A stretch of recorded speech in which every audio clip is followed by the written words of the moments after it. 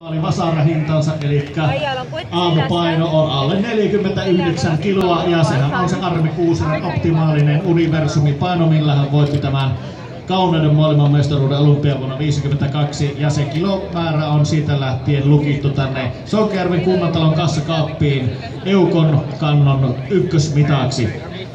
Jos sen kevyempi on, niin sitten pannaan lisää paineja. Aikoinaan ruvettiin jalostamaan, että Eukko oli 33 kiloinen, oli yhtenä vuonna se kevyempi.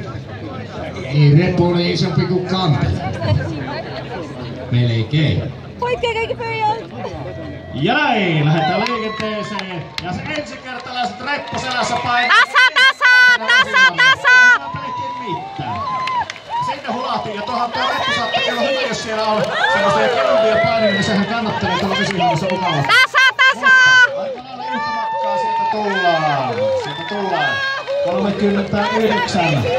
Lareella on pieni aina Blomqvist. Joo, meillä Lareo tällä kärsiy niin vakavalla ilmeellä menee tuonne takaisin tänne kohdelle ja Huutosakin on hiljaa, mutta se ei ole oma joukkue vielä.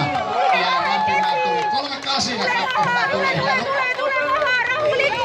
On kakkosena tällä hetkellä, tulee kohti kuivaa esittää ykköspari. Mutta meidän veron pari tuolla vielä ehtii.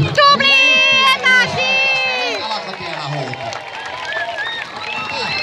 Kyllä just näin. On pakko ottaa tämä. Siinä on Kaija ja Sanni.